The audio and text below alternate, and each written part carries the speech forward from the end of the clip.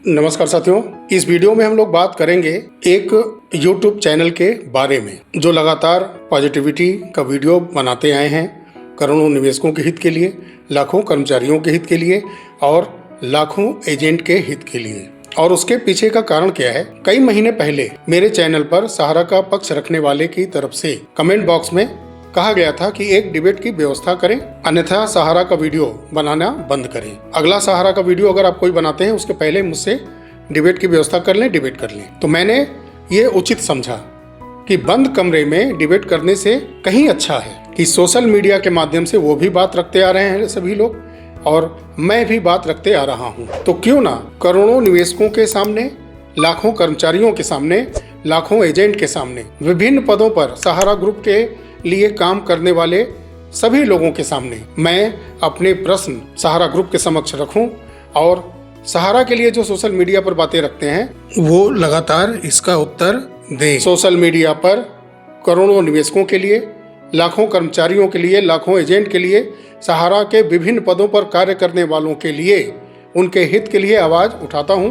और जो अब तक लोअर कोर्ट हो या सुप्रीम कोर्ट तक जो भी केस की सुनवाई के दौरान आदेश निर्देश दिए गए हैं, जजमेंट दिए गए हैं, उनको डिकोड करते हुए मैं क्वेश्चन सारे लोगों के हित के लिए करता हूं और वही जारी है। मैं क्वेश्चन लगातार करते आ रहा हूं, लेकिन आंसर ना के बराबर। वही पॉजिटिविटी के नाम पर भावनात्मक रूप से करोड़ों निवेशकों, लाखों कर्मचारियों, लाखों एजेंटों को भ्रमित करना, इमोशनल जुड़ाव लाना। इसके अलावा पिछले 6 वर्षों से किसी को कुछ हासिल हुआ नहीं है। नाम जान गए होंगे आप, यथार्थ जी का मैं बात कर रहा हूं। यहाँ पर उनका थंबनेल मैंने एक देखा जिस पर लिखा है सहारा मुख्यालय से आदेश, 2 दिन के अंदर कितना किसका बाकी बताएं। कोई क्वेश्चन मार्क वहां पर नहीं है। अब आप लोग सोचिए कि इस थंबनेल का मतलब क्या बनता है। ये जो इस पर मैसेज लिखा गया है उससे तो यही स्पष्ट होता है कि जितने भी सहारा के निवेशक हैं, कर्मचारी हैं, एजेंट हैं, रिटायर्ड हो चुके कर्मचारियों का, जिनका जितना बकाया है उतना अपना मांग सहारा के समक्ष रख दें। थंबनेल पे जो मैसेज है, जो लिखा गया है, उसका अर्थ यही निकलता है कि नहीं। जबकि आपको ज्ञात होगा 29 अक्टूबर को एक लेटर वायरल हुआ था। उस लेटर के माध्यम से सिर्फ मीडिया कर्मचारियों का डिटेल मांगा गया है। वर्तमान कर्मचारी, रिटायर्ड हो चुके कर्मचारी का Aadhaar card, bank detail with name, IFSC code मांगा गया है। लेकिन ये थंबनेल और वीडियो के अंदर जो बोला गया है वो पहले आप सुन लीजिए। बहरहाल सबसे अच्छी सूचना, सबसे बढ़िया सूचना आज हमारे कार्यकर्ताओं के लिए है, जो आप सब लोगों तक जरूर पहुंच गया होगा कि सुप्रीम कोर्ट में जो याचिका एक सैलरी को लेकर दिया गया था उसका जमीन पर कुछ अच्छी चीजें आ रहा है और प्रत्येक कार्यालय पर ये सूचना पहुंचा है कि जिन जिन लोगों का सैलरी बाकी है वो अपना आधार कार्ड और बैंक का डिटेल्स मुख्यालय को रीजन के माध्यम से उपलब्ध कराएं। कई सारे साथियों का डिटेल पहुंच गया होगा और जो लोग नहीं पहुंचा पाए वो भी अतिशीघ्र अपनी डिटेल को पहुंचा दें। मैं यहाँ पे ये जरूर कहना चाहूँगा, सुप्रीम कोर्ट ने जिस तरीके से सहारा समूह को पूछा है कि कितने लोगों का बकाया है, तो उसमें केवल सैलरी ही महत्वपूर्ण नहीं है। उसके अलावा जो हमारे फील्ड के कार्यकर्ता साथी हैं जिनका कमीशन से संबंधित बहुत सारा पेंडिंग है, जिसका रेंट से संबंधित बहुत सारा पेंडिंग है, बिजली का पेंडिंग है, आपका TDS का पेंडिंग है, आपका और भी बहुत सारे लाभांश जो पेंडिंग है, उन सबका डिटेल सुप्रीम कोर्ट में उपलब्ध कराया जाएगा। और ये खुशी की बात होगी कि इसका आपको जरूर समाधान 17 तारीख को मिल जाएगा, क्योंकि इसकी नौबत नहीं आएगी, क्योंकि 17 तारीख को जो महत्वपूर्ण सुनवाई है वही सफिशिएंट रहेगी हमारी इन सभी जो समस्याएं हैं उसको निपटाने के लिए। इनके वीडियो में कहीं भी आपने सुना कि ये लेटर जो वायरल किया गया है, जिसको कहा जा रहा है कि सहारा की तरफ से सिर्फ मीडिया कर्मचारियों का, इसमें लिखा गया है कि अपना आधार और बैंक डिटेल अपने कार्यालय को प्रेषित करें। अब इनके वीडियो में जिक्र आपने सुना, कहीं भी इसमें मीडिया कर्मी का सिर्फ जिक्र किया गया है? सहारा शीर्ष प्रबंधन से इनका हमेशा बात होता है। अब इनके बातों पर जो विश्वास करते हैं, जिनको इनकी सारी बातें सत्य लगती हैं, पॉजिटिव लगती हैं। चैनल का नाम भी है यथार्थ, यानी कि जो भी इनके मंच के माध्यम से बातें की जाती हैं वो जेन्युइन होती हैं, वास्तविक होती हैं, सत्यता से परिपूर्ण होती हैं। चलिए ठीक है, आपने कहा है कि एजेंट के कमीशन के लिए सभी का जो भी लाभांश बनता है, सबके लिए जिनका जितना हक बनता है उनके भुगतान से, उस डाटा से सुप्रीम कोर्ट को अवगत सहारा कराएगी। लेकिन कितना भरोसा किया जाए?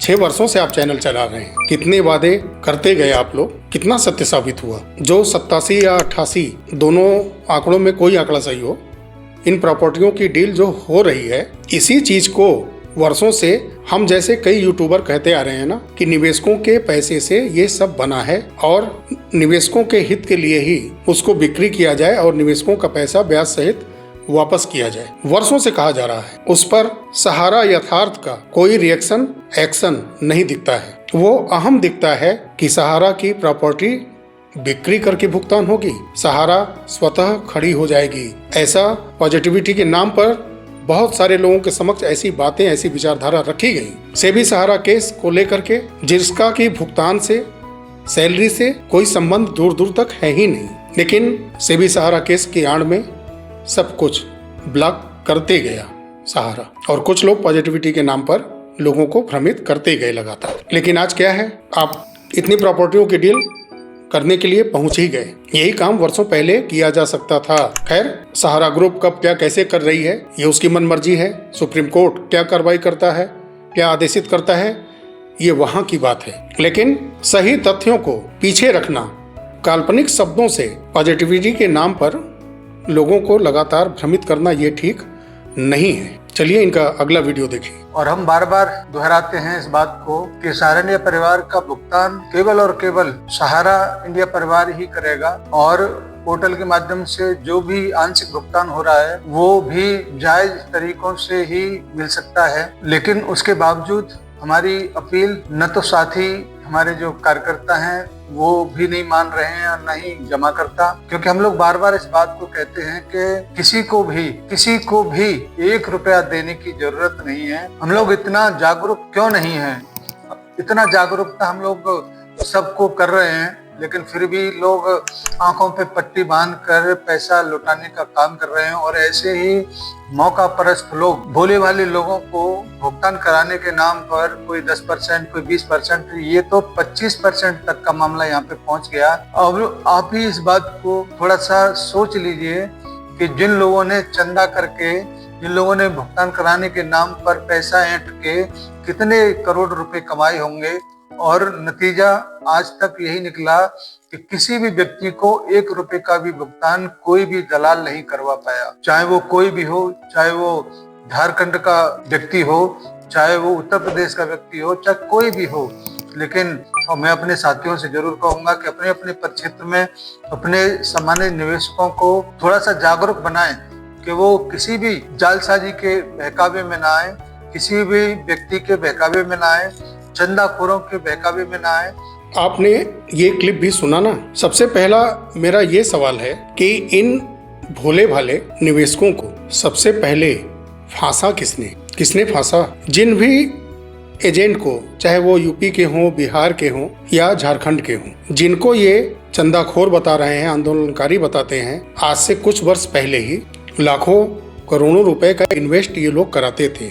इन्होंने अपने दम पर, अपने स्वयं की प्रतिष्ठा को दांव पर लगाकर लाखों करोड़ों रुपए सहारा में इन्वेस्ट करवाया है। जिन लोगों से सैकड़ों लाखों करोड़ों रुपए इन्होंने ले करके सहारा में इन्वेस्ट कराया है, उनका जवाबदेही इन्हीं यूपी, बिहार और झारखंड के लोगों का है।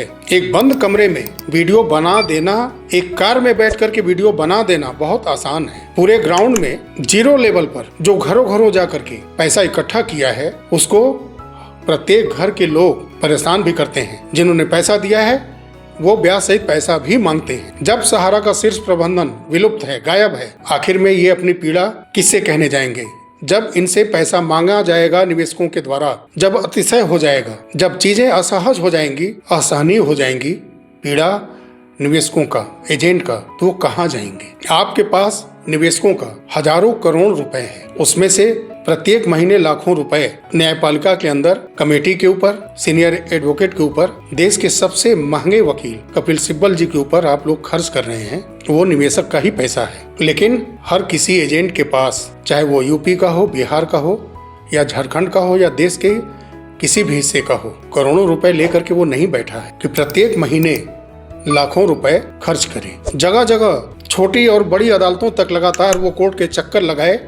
इतना धन कोई कैसे रख लेगा? कभी आपने सहारा के लोगों ने कभी समझा है कि आपसे जुड़ने वाला व्यक्ति जब जीरो लेवल से शुरू करता है तो उसका लक्ष्य क्या था? पैसे की जरूरत को पूरा करने के लिए ही ना सहारा से जुड़ा था, और अपने प्रतिष्ठा को दांव पर लगा करके अपने बलबूते मार्केट से पैसा उठा करके सहारा ग्रुप को दिया। कितने लोगों ने ये कह करके पैसा उठाया मार्केट से कि अगर कंपनी नहीं रहेगी, चली जाएगी तो हम देंगे, और लोगों ने दिया भी। आज उनकी पीड़ा, उनकी जो दशा है, उन्होंने प्रॉपर्टियां बेच दी, अपनी गहने बेच दिए, लेकिन जिनका पैसा उन्होंने लिया था उसको उन्होंने दिया।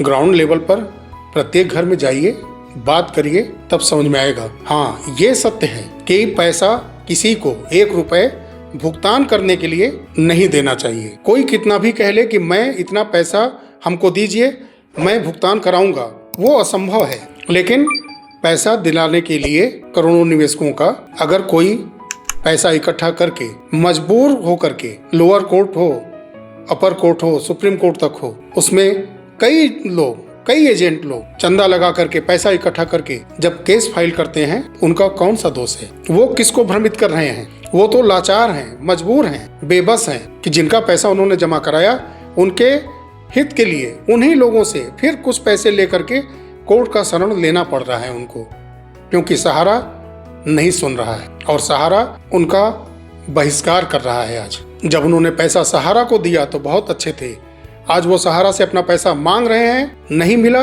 कोर्ट की शरण में गए तो आज वो बुरे हो गए। इंतजार की भी एक हद होती है। 8 से फंसाया जा रहा है, 25 आ गया। पीढ़ियां बदलने की दौर शुरू हो चुकी है। उस कंपनी पर कैसे कोई भरोसा करे जिसका प्रबंधन तंत्र सामने नहीं है? आज के इस आधुनिक युग में कोई सोशल मीडिया हैंडल नहीं है ऑफिशियल। अगर जनता जागरूक होती वर्षों पहले तो कई चिट फंड कंपनियां, कई फाइनेंशियल कंपनियां हाई रिटर्न का वादा दिखा करके करोड़ों निवेशकों को बारंबार नहीं ठगती। जागरूक इसलिए करना जरूरी है कि पहले जो हो चुका है, पैरा बैंकिंग कंपनियां, फाइनेंशियल कंपनियां, कई इंश्योरेंस कंपनियां जो कि कई लुभावने प्लान कस्टमर को बताते हैं, इन्वेस्ट कराते हैं, चिट फंड कंपनियां, इनमें इन्वेस्ट करने से, हाई रिटर्न के लालच में पड़ने से रोकने के लिए भी जागरूक करना जरूरी है। बस एक बात इसमें सत्य है कि किसी से भुगतान के लिए कि हमारा 1 लाख बाकी है, सहारा के ऊपर जमा किया है, हमने 10 लाख रुपए जमा किया है, हमारा भुगतान दिला दीजिए, उसके एवज में अगर कोई पैसा मांगता है तो वो गलत है और वो पैसा दिला भी नहीं सकता। जो कोर्ट ऑर्डर करने के बाद पैसा नहीं दिला सका, तो ऐसे लोगों से बचना है जो कहे कि भुगतान मैं दिला दूंगा। ऐसे लोगों के चक्कर में नहीं पड़ना है। लेकिन जो कोर्ट का दरवाजा खटखटाए हैं वो सही रास्ते पर हैं, उनको मजबूर किया गया वो रास्ता अपनाने के लिए। चलिए इनका अगला वीडियो देखते हैं। कोई ताकत, कोई अदालत, कोई उपभोक्ता फोरम सहारा के भुगतान को नहीं कर सकता, क्योंकि सुप्रीम कोर्ट जहां पर इन्वॉल्व है वहां पर तमाम निचली अदालतों के आदेश बिल्कुल मिथ्या हो जाते हैं, क्योंकि सुप्रीम कोर्ट इस देश की सर्वोच्च अदालत है और उसी के आदेश सर्वमान्य होते हैं।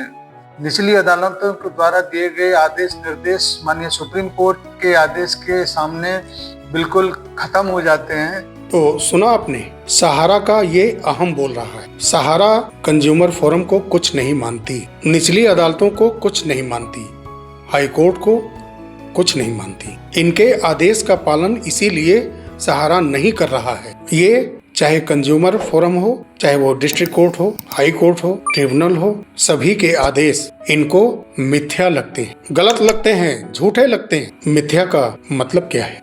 सुप्रीम कोर्ट में सेबी सहारा का केस कंटेम्प्ट पिटीशन चल रहा है, वो भी रियल एस्टेट और हाउसिंग से जुड़ा हुआ, जिसमें कि 25,000 करोड़ जमा करना था, 10,000 करोड़ रुपए शेष था।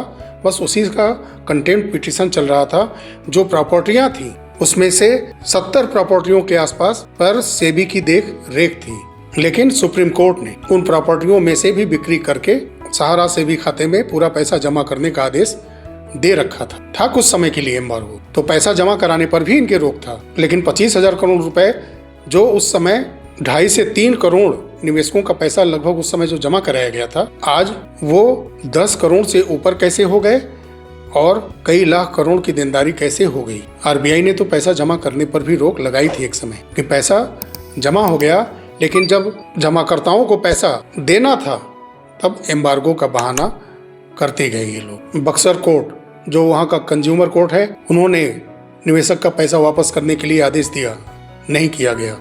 सिद्धार्थनगर डिस्ट्रिक्ट कोर्ट का आदेश हुआ, वारंट कटे, कुर्की का भी आदेश हुआ, उसमें भी कुछ नहीं हुआ। अभी हाल ही में अगस्त के महीने में चाईबासा झारखंड का आदेश हुआ, जिसमें कि इन्होंने 5.5 वर्ष में डबल करने का 1.5 लाख रुपए जमा कराया था, 3 लाख रुपए भुगतान करने का आदेश हुआ था।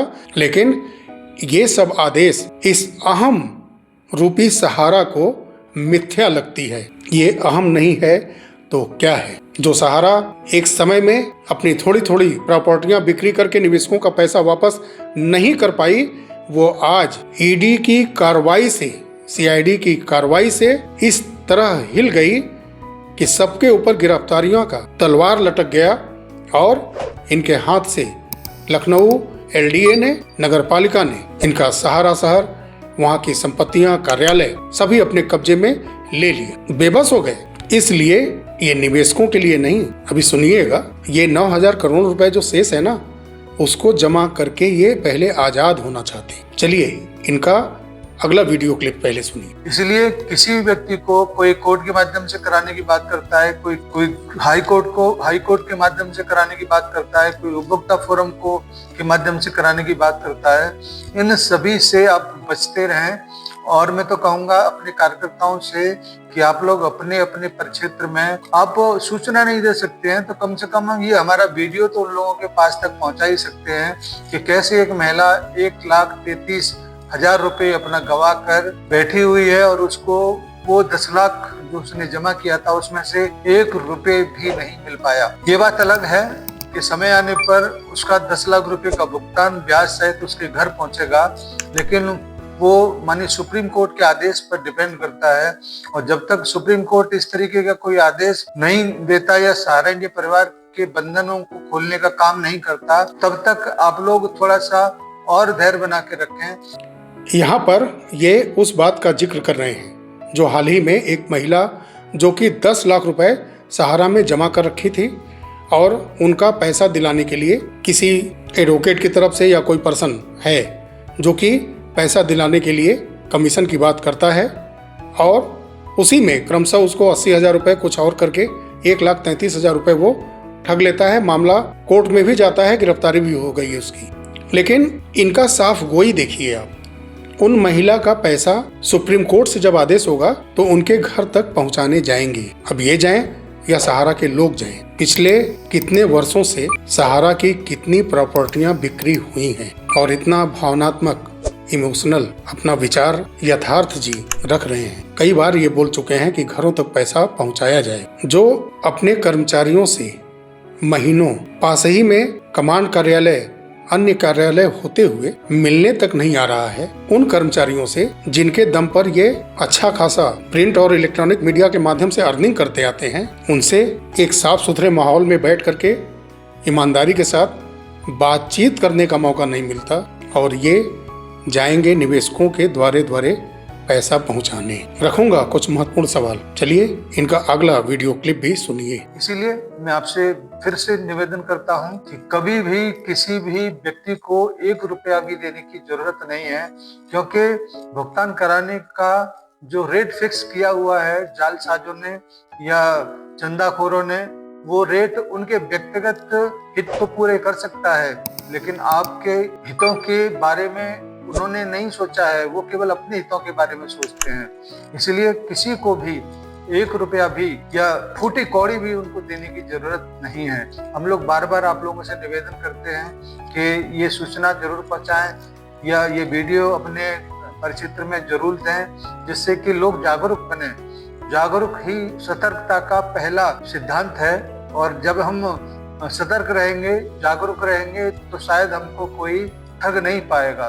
तो आप लोगों ने सुना कि जागरूक करना उद्देश्य है। एक बात से मैं इत्तेफाक रखता हूँ कि भुगतान कराने के लिए किसी भी चिट फंड कंपनी का कोई भी पैसा अगर दिलाने के लिए उसके एवज में पैसा मांगता है या पूरे अमाउंट का कुछ कमीशन मांगता है तो इस जालसाजी में कभी न फंसे। किसी को पैसा देने की जरूरत नहीं है, पैसा बिल्कुल वो नहीं दिला सकता। और वर्षों से ये अपील मैं अपने वीडियो के माध्यम से करता आ रहा हूँ और अपील मैं ये भी करता आ रहा हूँ कि ऐसे चिट फंड कंपनियों में, हाई रिटर्न देने वाली फाइनेंस कंपनियों में और कई ऐसी फर्जी कंपनियां आती हैं जो कि कई प्रकार के इंश्योरेंस के भी प्लान ला करके आपके सामने रख देती हैं। तो इसके लिए भी आप पहले जागरूक हों कि ऐसे फाइनेंस और इंश्योरेंस कंपनियों में, चिट फंड कंपनियों में इन्वेस्ट ही नहीं करें ताकि आपको वो पीड़ा मिले ही ना। उस दौर से आप गुजरे ही नहीं जिस दौर से आप लगभग 15 वर्षों से गुजर रहे हैं। इन्होंने इस वीडियो क्लिप में कहा है कि चंदाखोरों से बचे।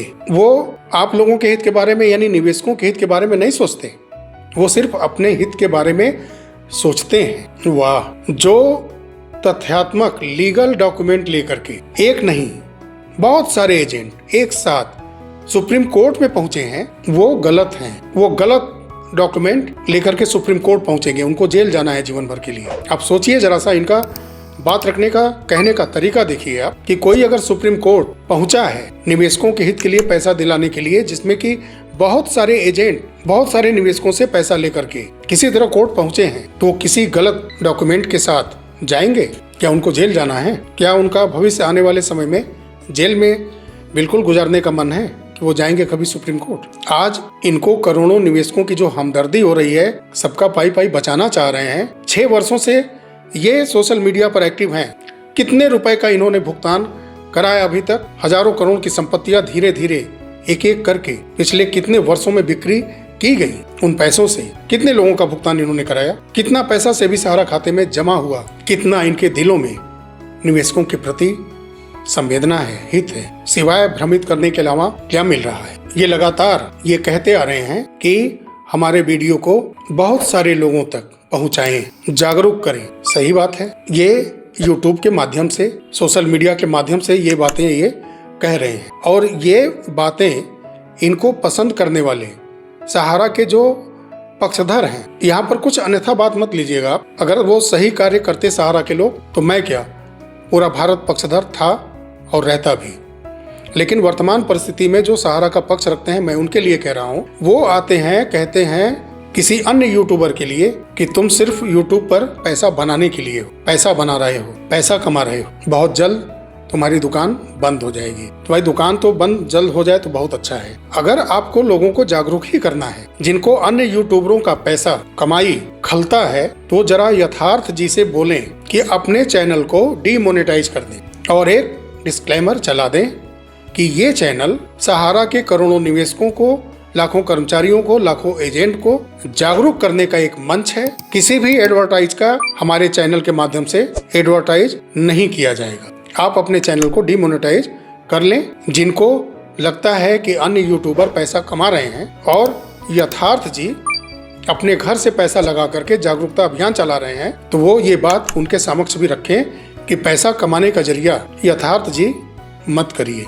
जागरूक करना है तो चैनल को डीमोनेटाइज करिए और सिर्फ जागरूक करने का अभियान जो चला रहे हैं 6 वर्षों से, उसको ही चलाते रहिए। पैसा क्यों कमा रहे हैं? अन्य की कमाई अगर दिख रही है, अन्य कमा रहा है, करोड़ों निवेशकों के हित के लिए, लाखों कर्मचारियों, लाखों एजेंट के हित के लिए कोर्ट के ऑर्डर को डिकोड करते हुए बातें रख रहा है, सवाल रख रहा है, उसकी कमाई खलती है, जबकि किसी को अभी पैसा उतना आ भी नहीं रहा है, ना मिल रहा। जो पुराने लोग हैं जिनके पास 50,000 60,000 सब्सक्राइबर हैं, थोड़े बहुत पैसे उनको अर्निंग होते होंगे। तो मेरा यही कहना है कि अगर आप जनहित के लिए एक प्लेटफॉर्म तैयार किए हैं यूट्यूब का, तो त्याग दीजिए, क्योंकि आपके सहारा के लोग दूसरे के यूट्यूब चैनल को कमाने का जरिया बताते हैं।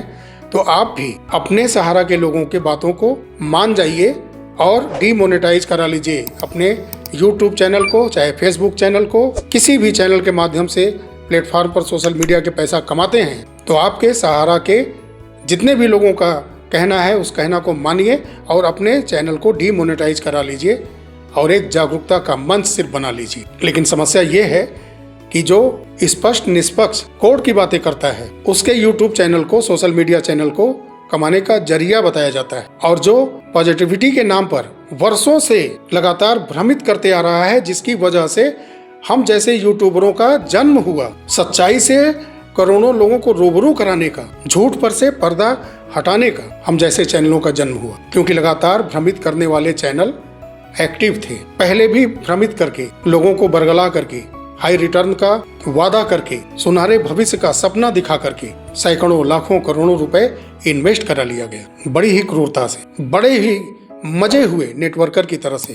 बताएं कैसे? जैसे सरहद पार आतंकवादियों को बहुत ही क्रूरता के साथ, कट्टरता के साथ ब्रेन वॉश्ड किया जाता था पहले, ज्यादातर 2011-12 से पहले। याद है वो अपने मिशन में कितना कामयाब होते थे? कहीं बस अड्डों पर सीरियल ब्लास्ट हो रहे हैं, कहीं ट्रेन में सीरियल ब्लास्ट हो रहे हैं, कई जगह धार्मिक स्थलों पर ब्लास्ट हुआ, और उनको प्रशय देने वाला हमारे भारत के अंदर कोई ना कोई तो रहा होगा, चाहे वो नागरिक रहा हो, सरकार में से कुछ रहे हो, कोई तो रहा होगा ही प्रशय देने वाला। तो सरहद पार से इस तरह से ह्यूमन सोर्सेस तैयार किए गए, ब्रेन वॉश्ड करके, कि आ करके मरने मारने पर बिल्कुल वो उतारू थे। हजारों जिंदगियां धीरे धीरे करके ले ली। ठीक उसी तरह से यहाँ पर भी चीट फंड कंपनियां हो, चाहे फाइनेंशियल कंपनियां हो, इनको भी 2 स्टार, 3 स्टार, 5 स्टार, 7 स्टार होटलों में बैठा करके हाई लेवल का रिटर्न दिलाने के लिए, लोगों को भ्रमित करने के लिए एक बड़े लेवल पर एक नेटवर्किंग टीम तैयार की गई। बहुत ही स्ट्रांग तरीके से ब्रेन वॉश्ड किया गया। एक वो आतंकवाद जो गोलियां और बम बरसाते थे, उस प्रकार का वो आतंकवाद था, और एक हमारे देश के अंदर चीट फंड कंपनियां, फाइनेंशियल कंपनियां, जिनको एक मजबूत ऐसे नेटवर्किंग की तरह तैयार करके आर्थिक आतंकवाद फैलाया गया देश के अंदर, अब भी चल रहा है। उनको भी यहाँ का सिस्टम ही प्रशय दे रहा है, हमारे बीच के लोग ही प्रशय दे रहे हैं, चाहे वो कोई पर्सन हो, राजनीतिक दल हो, प्रशय मिलता है। ये आर्थिक आतंकवाद है जिसको वेल ब्रेन वॉश तरीके से तैयार करके समाज में भेज दिया जाता है कि जाओ और भोले भाले निवेशकों को इस तरीके से हाई रिटर्न के झांसे में झंस लो, उनका ब्रेन वॉश करो और पैसा हमारे ग्रुप में ला करके जमा करा दो। ये आर्थिक आतंकवाद है। जिस तरह से सरहद पार से होता रहा था, और अब भी कुछ न कुछ घटनाएं होती आ रही हैं, थोड़े बहुत ही सही, लेकिन कभी कदार होते हैं। लेकिन 2012-13 से पहले वाली होने वाली घटनाओं के तरीकों पर लगभग पूरा रोक है। लेकिन अभी इस आर्थिक आतंकवाद से इस देश को छुटकारा नहीं मिल पा रहा है।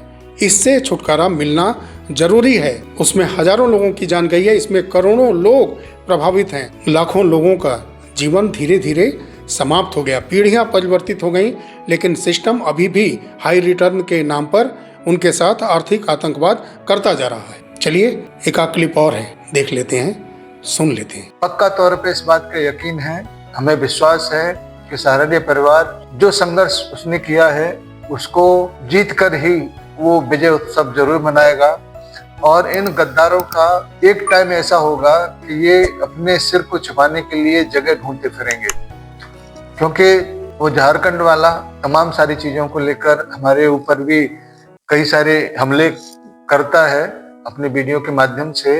हमने कभी भी इस बात की परवाह नहीं की कि कौन व्यक्ति हमारे बारे में क्या बात कर रहा है, क्या नहीं कर रहा है। हमारा उद्देश्य पवित्र है, अपने निवेशक साथियों के लिए भी और अपने कर्तव्योगी साथियों के लिए भी, क्योंकि हम लोग इस बात को अच्छी तरह से जानते हैं कि इन भगोड़े लोगों के बातों का कोई विश्वास नहीं करता, और हम लोग केवल और केवल सरकार, सुप्रीम कोर्ट और सहारनपुर परिवार के ऊपर विश्वास करते हुए इस लंबी लड़ाई को जीतने का इंतजार भी कर रहे हैं, और फैसले के आने का भी इंतजार कर रहे हैं, और जो प्रॉब्लम, जो समस्या हम सबके सामने है उसको निपटने का भी इंतजार कर रहे हैं। सबसे बड़ा जो अवरोध था 9,000 करोड़ के समथिंग का जो भी बैलेंस है उसका ये भरपाई हो जाएगा, सहारा आजाद हो जाएगा। उसके बाद मैं नई दास्तान लिखना शुरू होगा, और निश्चित रूप से ये होगा जरूर। हमारी छोटी छोटी बातों को बहुत सारे लोग बड़ी पैनी नजर से देखते हैं। इसकी सूचना मुझको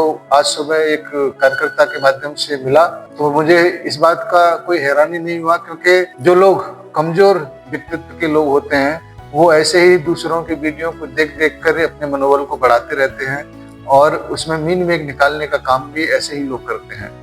साथियों, इसमें आपने सुना गद्दार शब्द, भगोड़ा शब्द और पैनी नजर रखते हैं। तो पैनी नजर तो रखना ही पड़ेगा, क्योंकि भ्रमित करने का दौर अब खत्म हो चुका है। जिस सहूलियत की बात वर्षों से होती आ रही थी कि निवेशकों के पैसे से बनी प्रॉपर्टियों को आप थोड़े थोड़े करके बिक्री करें और हालात को सुधार लें और निवेशकों का पैसा देते जाएं, समय से सबकी सैलरी देते जाएं। जो रिटायर्ड हो रहे हैं उनके हक का पीएफ, एफएफ, ग्रेजुएटी सब समय से देते जाएं। अगर थोड़ी थोड़ी प्रॉपर्टियां ईमानदारी से बिक्री करके हालात को संभाला गया होता तो ये स्थितियां बिल्कुल नहीं होती कि आज इन्वेस्टिगेशन एजेंसियों के दबाव में, गिरफ्तारी की डर से, मजबूरी में इतनी प्रॉपर्टियों की डील कंपनी को करना पड़ रहा है। आज गद्दार बोला जा रहा है जिनको, आज उन्होंने बहुत सारे एजेंट के साथ सैकड़ों निवेशकों का पैसा दिलाने के लिए सुप्रीम कोर्ट का रास्ता अख्तियार किया है।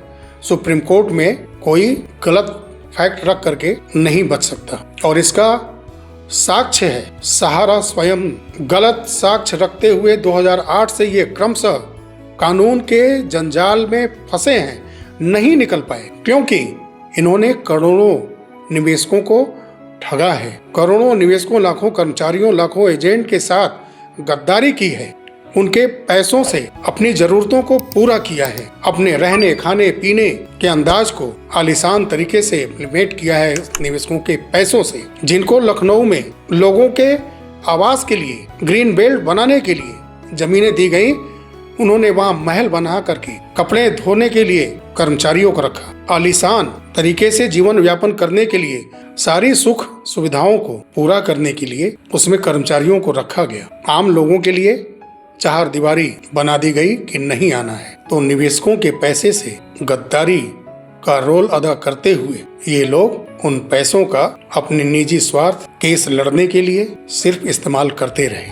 और सच्चाई ये है कि ये जितना लोगों को भ्रमित करते गए, अपने आप को सत्यवादी, सत्य बताते गए, उतना ही इनके ऊपर सरकारें बदलती गई, चाहे वो सेंट्रल गवर्नमेंट हो या राज्य का सरकार, बदलता गया।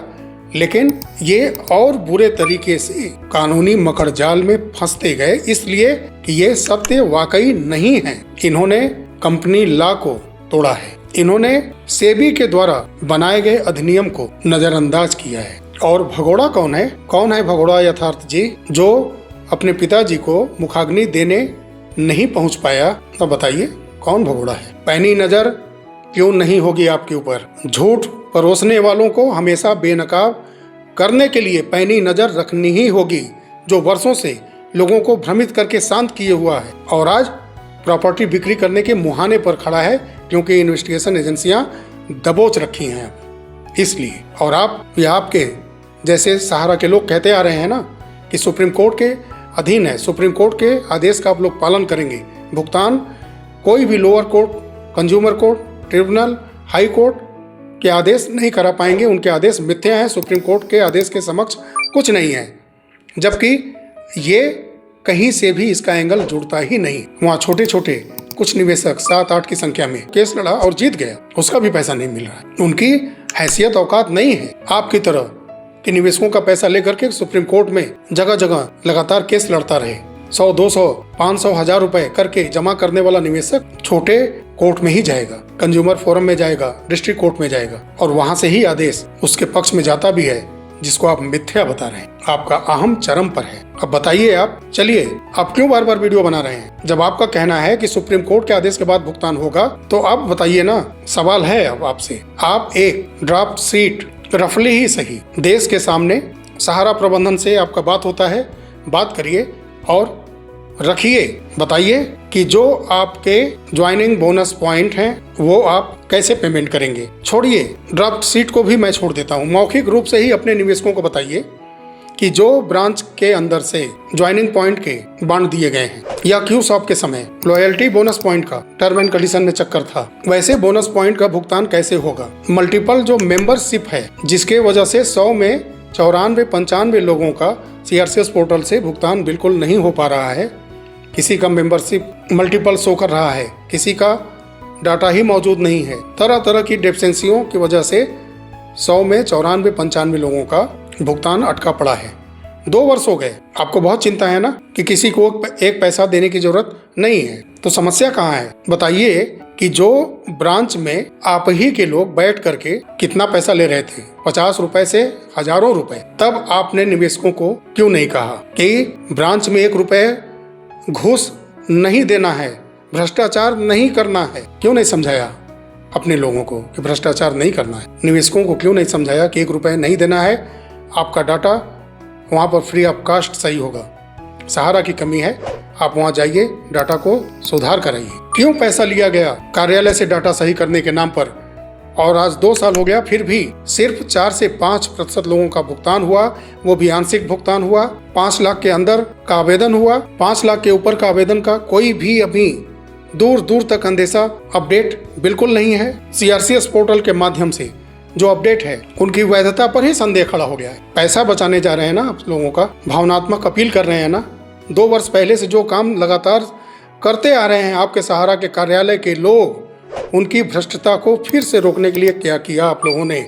करोड़ों निवेशकों का लाखों करोड़ रुपए सहारा पहले से ही लेकर के बैठी है, भुगतान नहीं हो पा रहा है। उस पैसे को पाने के लिए CRCS पोर्टल पर जब आवेदन करने गए तब भी करोड़ों निवेशकों से हजारों करोड़ रुपए ऐंठ लिए गए। कहाँ था आपका ये पॉजिटिविटी सोच, भावनात्मक अपील। आपसे तो कहीं दर्जे अच्छे हैं। सहारा के अंदर काम करने वाले ऑफिसों के अंदर से लाख दर्जे अच्छे हैं साइबर कैफे वाले। 20 रुपए, 50 रुपए, 100 रुपए तक, अधिक से अधिक मैं मानता हूँ कि शायद लिया होगा। जब ज़्यादा पैसा होगा किसी बांड पर तो 100 रुपए लिए होंगे। लेकिन आपके ब्रांच के लोग पूरे कॉन्फिडेंस के साथ हजार रुपए लेके आ रहा हूँ वीडियो 1-2 दिन के अंदर ही, देश के कई भागों से सबकी पीड़ा को लेकर के मैं फिर एक वीडियो लेकर के आ रहा हूँ। तड़प रहे हैं लोग, हजारों रुपए देने के बाद भी, रिसबमिशन कराने के बाद भी आज तक पैसा नहीं आया। कितने लोगों का ब्रांच के अंदर से पैसा लेकर के सब कुछ सही कराया गया, फिर भी एरर आ गया, डेफिशिएंसियां उसमें भी दिखने लगी। भावनात्मक अपील कर रहे हैं आप लोग, पॉजिटिविटी का सोच आप दिखा रहे हैं। सहारा ग्रुप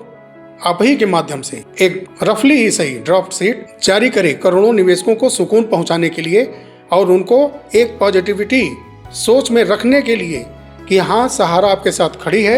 आपका ये डेटा है, जिनके पास सहारा इंडिया रियल एस्टेट, सहारा हाउसिंग इन्वेस्टमेंट का, क्यू शॉप का, सहारा के सभी सोसाइटीज का डेटा एक रफली ही सही आप एक पॉजिटिव सोच के साथ करोड़ों निवेशकों के सामने रखिए। MIS का भुगतान और जो उनका मंथली रिटर्न बनता था उसका आप हिसाब किताब कैसे करेंगे, उनका पैसा कैसे रिटर्न करेंगे। हेल्थोरियम कॉइन का जो पैसा एजेंट के माध्यम से किसी भी तरह से इन्वेस्ट आपने कराया है तो किस तरह से देंगे, उसकी देनदारी आखिर में आपकी कितनी है। ई-स्कूट रेंटल का पैसा आप कैसे देंगे। इन सब बातों पर आप पॉजिटिविटी का बात रखिए, क्योंकि आपने कहा है, आपके लोग कहते हैं कि सुप्रीम कोर्ट के अधीन है सहारा, सुप्रीम कोर्ट के कहने के बाद भुगतान होगा। तो बात ही खत्म कर दीजिए, चलने दीजिए सुप्रीम कोर्ट के अंदर केस। आज AI का जमाना है, सभी लोग कोर्ट की सुनवाई का समाचार प्राप्त कर रहे हैं। आप वो बताइए जो सहारा दबा करके बैठी है, जिनका आज का आर्टिफिशियल इंटेलिजेंस भी पता नहीं कर सकता, उस डेटा को आप लोग बताइए ना, क्योंकि वो तो डेटा आप ही लोगों के पास है और आपके पास है तो आप पॉजिटिव सोच रखते हैं, अपने करोड़ों निवेशकों को संबोधित करते हैं, वो आपके निवेशक हैं। उनको तो कम से कम इतना बता दीजिए कि आप लोगों का इन कंपनियों में, इन प्लानों में इतना पैसा जमा है, सभी का पैसा दिया जाएगा। साफ सुथरा डेटा एक पॉजिटिविटी के नाम पर सत्यता के साथ, जो सिर्फ आप लोग दे सकते हैं, अपने निवेशकों का डेटा,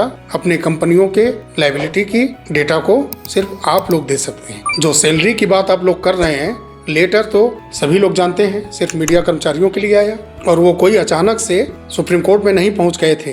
ये आप लोग जान लीजिए कि मार्च में ही वो IA लगा हुआ था। केस नंबर 412 बेस है, लेकिन कंटेम्प्ट पिटीशन 2017 का जो है 18-20, 18-22 उसमें आईए लगा था इन मीडिया कर्मचारियों का, जिस पर सुनवाई 14 अक्टूबर को हुई थी।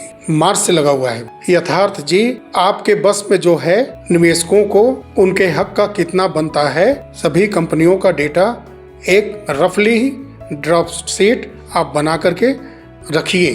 भुगतान अभी सहारा के बस की बात तो है, लेकिन वो भी सुप्रीम कोर्ट के आदेश के बाद, आपके कहने के ही मुताबिक। तो उस पर एनालिसिस करना बंद करिए। आप बात करिए, जब केस की सुनवाई होगी 17 को तो बताइएगा कौन सी संपत्ति जेन्युइन है, क्या है, उसके बारे में डिस्कशन करिएगा, लेकिन भुगतान पर एनालिसिस नहीं। जो काम सीआरसीएस पोर्टल पर हो गया है, 100 में 94-95 लोगों का भुगतान फंसा है, उसको क्लियर बताइए। आप अगर आप ईमानदार हैं, सही हैं, सत्य हैं, आप अपने निवेशकों, अपने कर्मचारियों की पॉजिटिविटी की हद में रखना चाहते हैं, तो ये सत्य आंकड़े आप अवश्य रखिए। मुझे गाली सुनने से कतई परहेज नहीं है, दीजिए गाली, क्योंकि जहां सच्चाई दम तोड़ती है, तर्कें तर्कविहीन हो जाती हैं, झूठ सामने परोसा जाता है, सच्चाई को दफन किया जाता है पीछे, वहां पर वैसे लोगों के मुख से सिर्फ फिर गाली ही निकलती है। चलिए साथियों, आज का वीडियो ऐसा था कि इतना लंबा मजबूरी में करना ही पड़ा। मिलते हैं अगले वीडियो में, तब तक के लिए नमस्कार। जय हिंद, जय भारत, वंदे मातरम।